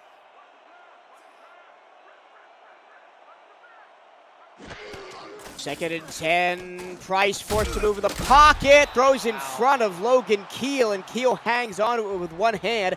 Makes it a third and a manageable 2. But Denver's third down conversion percentage has dried up in this game. They're only 4 of 12. Price moving left, throwing right, one-hander to set up this big 3rd and 2. They need the conversion here. Bump man, watch the bottom of the field to either the tight end or the running back. Up the middle, first down. Bailey O'Shaughnessy barely got that one. Fooled me, Torillo. I mean, hey, if you've gone to the bottom of the field against bump man with a tight end on the field, why not run it right up the middle? Beautiful play call. Ooh, run it to the bottom of the field right now. That would be a strong side behind the fullback. Mills. O'Shaughnessy goes that way, picks up a block, but he's caught from the backside by Frank Smith. And that's a key involvement from Smith. Yeah, Smith has been all over the field today, and O'Shaughnessy just strung that one out a little bit. He's had a ridiculous day, over 150 yards on 18 carries, 2 rushing touchdowns, another 50 yards via the air on 6 catches, but could not, for the life of him, get open on that one, 2nd down. This time they swing it out to O'Shaughnessy. He cannot get beyond the first defender, and it's 3rd down and 3. But it's a great 2nd down play, Michael. They don't need the 1st down necessarily. 7 yards to set up for a more manageable 3rd down is much more of a preference than an incompletion or something. So beautiful play, now 3rd and manageable. 2nd straight 3rd down on this drive. Price middle, and that's just dropped.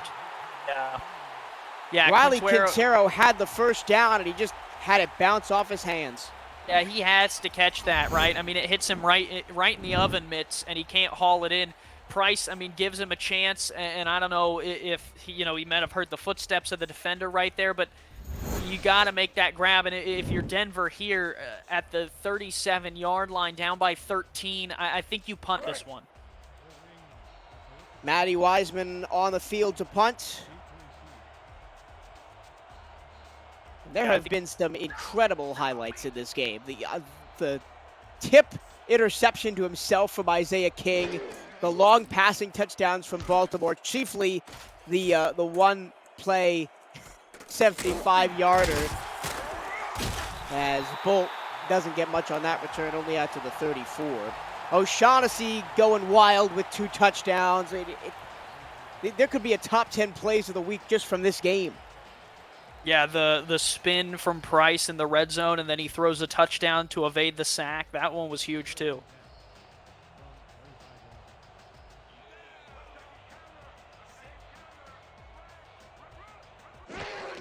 Baltimore in the chat asking for a run. It is Hazard. He escapes with 2 spin moves, and he gets down the field. Jimmy Hazard, you are an absolute wizard. What a score for Baltimore. And they go ahead by 3 touchdowns.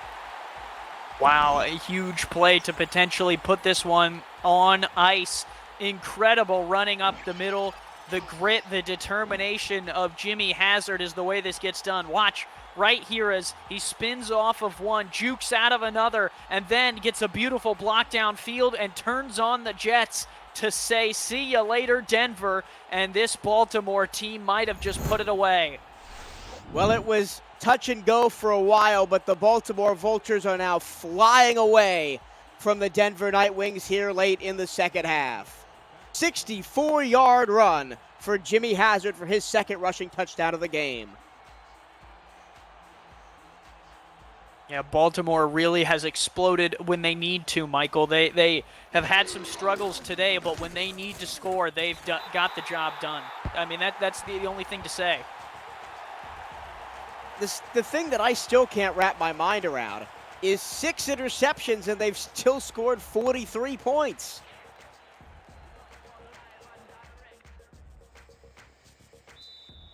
Yeah, it's incredible. I mean, I don't have much to say because it's just Wigmore to put up 400 yards with 6 picks. Imagine if he only had 2 picks. We could have been looking at a career day or potentially record-breaking day at that point. Denver will start at their own 23-yard line. APM Music is unrivaled music to bring your stories to life, inspiring every production with the world's most robust and consistently refreshed music collection, state-of-the-art technology, and world-class customer service. APM Music is the official soundtrack of the Simulation Football League. To explore their library and to find the perfect tracks for your projects, visit apmmusic.com. O'Shaughnessy middle, nowhere to go as the Baltimore defense just crashes the middle like a wave, and they've been doing that one all game. Yeah, this front four for Baltimore, super impressive today, you know, getting their job done.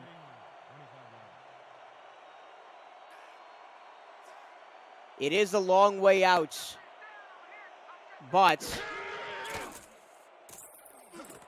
hold on, pass out to the far side. Copeland has that one, 3rd down and 4.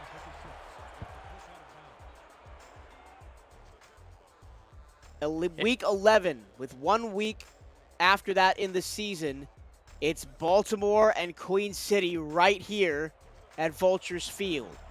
If both teams are still undefeated, that will be for the division championship and most likely the number 1 seed heading into the playoffs. It is a long shot, but it is still a possibility.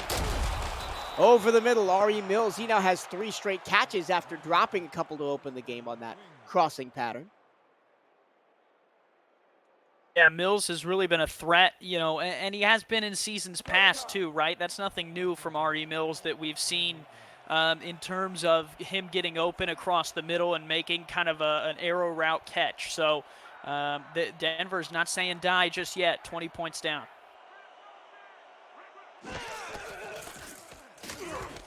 Price, middle, caught. 9-yard gain, close to a 1st down out near midfield. Now, you're the SFL historian here, Andy. Has there ever been a season in your memory where we've had divisions, because not always divisions have been a part of the SFL, where one division has just had a couple of teams that are so far ahead of everybody else, as Queen City and Baltimore are this year? O'Shaughnessy left side, nothing doing, 3rd down and 4. In history, I would say no. Our producer, Cameron Irvine, can probably give us at some point a more direct answer. But, you know, I think it's so unique. And the other thing between Baltimore and Queen City is, you know, at some point they'll probably have to meet. And one of them will kind of come out on top. But, you know, it's very intriguing to watch both those teams cook up this season. Mills this time on the screen out of the backfield, and he gets crunched. I tell you, for somebody with a broken finger, Frank Smith is all over this game. He's had a lot of tackles, a lot of involvement, breaking up passes, getting into the backfield. It didn't let it slow him down. Yeah, forces another Denver punt. There's been far too many of those for the Night Wings' liking here in this second half. Volts up to the 25, and I expect a heavy dose of Jimmy Hazard to try and run down the last 5 minutes and 6 seconds of this clock and just get on out of here and prepare for next week. You would imagine so, but it's kind of not Baltimore's MO, right, to run the football. Usually they tend to just continue to toss the rock around the field. So it will be interesting to see what they do here with 5 minutes to go. Next week, Baltimore has London in town in a divisional matchup. Look out! Down goes Jack Wigmore. Haven't seen a Denver sack very much today. That's Des Troyer. Third sack of the season for Des. Usually it's Marlon Marshall who's kind of the big guy for them to get in the backfield this year. Yeah, only 3 sacks today from the Baltimore offense have given up. Marshall has 1, Reynosa has 1, Troyer has 1. Short pass across the middle to Ivory Irvin sets up a 3rd down and 7.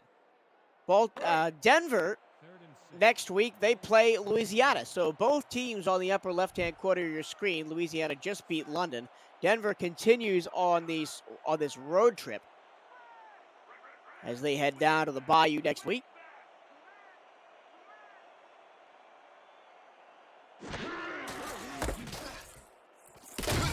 Handoff right-hand side. Hazard just trying to drain more sand through the hourglass. And look up at the score bug. Baltimore, Howley has 2 timeouts because they tried to timeout Cheese way early in the 3rd quarter when it was still a 3-point game. And we thought, oh man, this might come back to haunt him if it's close down the stretch. Well, it didn't. Yeah, it's certainly interesting that Baltimore, you could almost say, Michael, that a lot has broken Denver's way in this game, and Baltimore still just ran away with it, which is, I would say, is concerning for a lot of teams in the league, right? If you can throw 6 picks, burn an early timeout, really kind of get ran all over by Denver's rushing game, and still be up by 20 with 3 minutes to go in the fourth, I mean, what is slowing you down, And I think I said it earlier. It was a little bit touch and go. It was close for a while in the beginning of the third quarter Oh, when yeah. Denver came back to tie the game. But just good teams have that mentality of, it's fine, we can turn it on whenever we want and just blow you away. And that they did. Yeah, this score, short of Denver scoring twice in the last 3 minutes, which is not impossible, is not going to be indicative of how this game went. Although here go the Night Wings. Up-tempo offense after a nice diving catch by Riley Quintero over the middle. They're in the empty set here on up-tempo, and that pass is behind Quintero and incomplete. And it's 2nd down and 10. Is that Walker in coverage, or did he move up and make a play on the quarterback? It certainly looked like Walker might have been in coverage, but I do think that was Frank Smith, the linebacker, on that crossing pattern. It could have been a cover 8 tackle drop. You never know. That's an interesting and a sneaky play from Baltimore if they're throwing it in there. But we'll see. Here's 4 wide against the bump. Yeah, that's not a play you see defenses run often. High snap, Price middle into double coverage, and off the hands of his intended receiver, Graham Canyon. They're getting everybody involved, or at least trying to down the stretch here is Denver. Yeah, late in the game, you got to give everyone a run out here with a 20-point differential in less than 3 minutes. Stamina also probably playing a factor. Denver's offense has been running all over the place. They're probably a little bit tired at this point, too.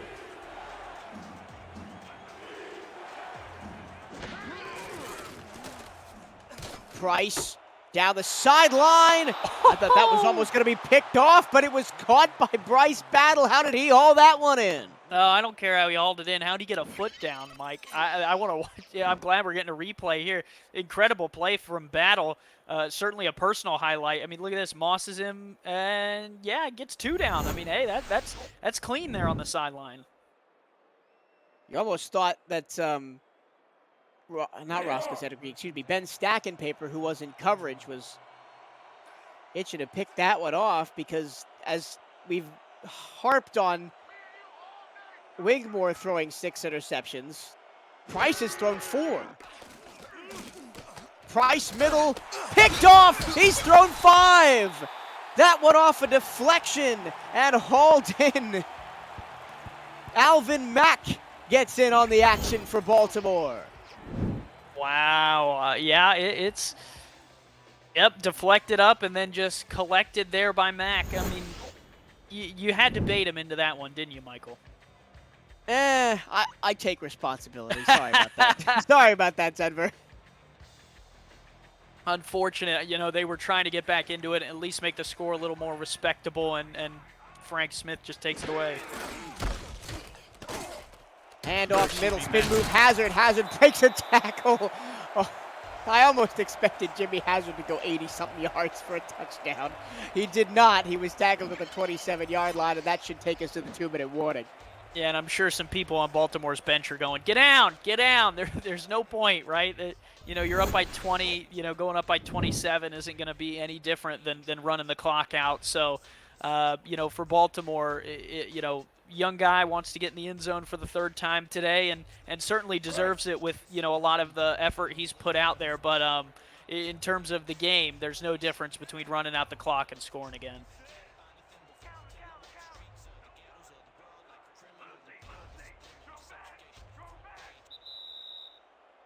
2-minute warning here from Baltimore. The Vultures have this one well in hand. They will go to 7-0. The Denver Night Wings will drop to 2-5 and will be on playoff life support. After they visit Louisiana next week, then they've got Mexico City and Vice Wars against Las Vegas the next 2 weeks after that. T-Roy Gaines getting some love on the carries as Denver begins the ritual burning of the timeouts down the stretch. And so for Baltimore, Michael, I think the question becomes, they have 5 weeks left, right? They have London twice, they have Jacksonville, and then in Week 10 they get Carolina. In Week 11, the big one, they have Queen City, minus that Queen City game, because I think that will be a kind of barn burner shootout. Are there any other teams in that pile that you see that pose a huge threat to Baltimore? Considering that they're trying to play for the undefeated season that that Denver, last year could not kind of maintain, because it's so tough in this league. It is. As much as I would love to be a homer and say Carolina's gonna break the undefeated season, I don't see that happening, unfortunately. I think Jacksonville is probably the biggest threat outside of Queen City, because the Kings, they started real slow, but they've been looking better the last couple of weeks. And they do play on FTF here soon, so we will get a look at what Jacksonville can do here in this week, Week 7.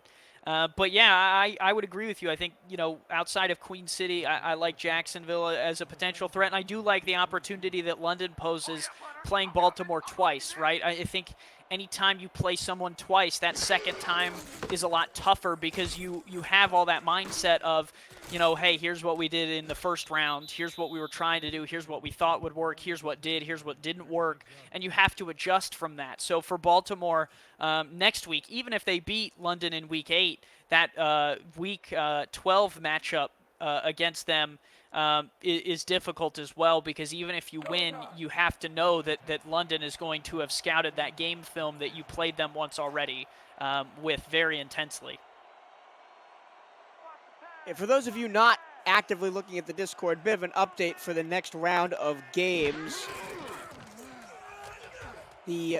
Hold on. R.E. Mills makes that's Bryce Battle makes a basket catch on the outside. Denver calls their final timeout. Tulsa Jacksonville has been delayed to 5:25 Eastern time from its original 5 p.m. start time, which is 13 minutes ago, so it's good that it didn't start yet. And with Carolina Queen City to begin about 10 minutes after that. I'll be on FTF next. The Tulsa game, and then the Queen City game is going to be right here. So if you want to see the North Division rivals for the Baltimore Vultures, just keep it right here on the SFL's Twitch channel.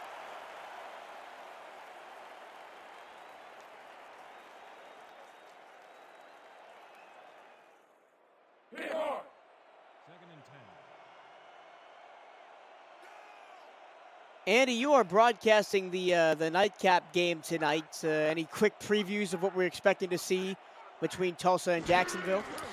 Yeah, I think, that should be a good one, Mike. I think that, like you were saying, Jacksonville has come on a little bit in terms of, lately they've had a little bit better form here, winning 2, of their last 2 after starting 0-4. And Tulsa, a little bit surprising of a team. They've beat Carolina and St. Louis. They lost last week to Queen City by only 10 points. They lost to Baltimore, so they've kind of had a rough go of it in terms of the teams that they've had to play. So for them, a really good opportunity. They beat Carolina and Sioux Falls. A good opportunity to kind of showcase what they can do this season by surprising a Jacksonville team on a little bit of a run. Denver in the red zone against the Baltimore backups, seeing if they can make this score a little bit more respectable. Price, O'Shaughnessy, another vicious hit on Bailey O'Shaughnessy. He's taken a couple of them. That one by Marvin Himes. Under a minute to go. Price hit as he throws. It's picked off by Giovanni Bolt. It's a hat trick of second half interceptions for Bolt. Yeah, and that makes 6 for both quarterbacks as Bolt just dives in front of that one and is brought down there by the offensive lineman. I said he was gone because just looking at who was in front of him, there were a lot of big boys in front of a punt returner and a guy with, maxed out speed, but able to be tackled, and that will do it. But, really a defensive effort for Baltimore that was impressive on the front four and in the secondary. And offensively, they had a couple missteps, right? They battled, and they were able to get back into it and get the victory. And at the end of the day, Michael, I don't care if it's good. I don't care if it's bad. I don't care if it's ugly. I don't care if it's pretty. All you need is that W. So in the end, both teams came out about 3 points ahead of their season average. Baltimore averaging 39.8, they scored 44. Denver averaging 21, they scored 24. No, it was kind of an insane winding road to get to those scores. Oh yeah. At times it looked like we were going to be in a one-score game under 20 points, and then a deep shot from Baltimore, and you think, wow, both teams are going to get up in the 50s. A wild and crazy game, but Baltimore hangs on to win it. 44-24. The Vultures are still unbeaten. 7-0. They're more than halfway there to that undefeated season. And they took care of business against the reigning champs, who fall to 2-5.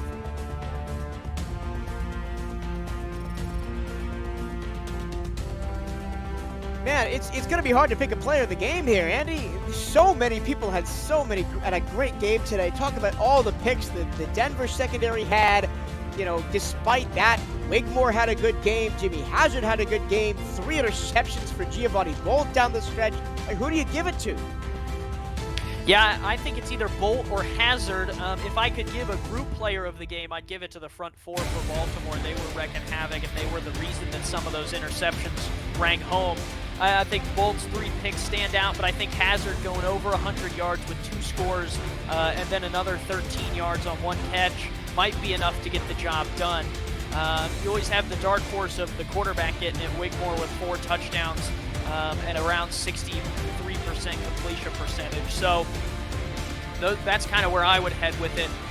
Although on Denver, O'Shaughnessy had a great game in his own right. 400-plus yards for Jack Wigmore and 6 interceptions to 4 touchdowns. I guess the most disappointing thing for Wigmore is he pretty much doubled his interception count from the entire season this afternoon. Yeah.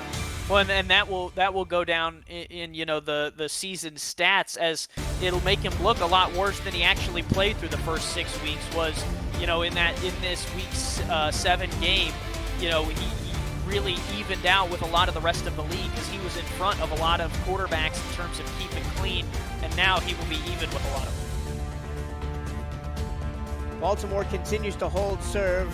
Stats and highlights scrolling across your screen, and there are a lot of highlights to get to, especially in the second half where Baltimore just completely ran away with it late in the third quarter. But take nothing away from Nick Kindler as well. He had 3 interceptions for Denver.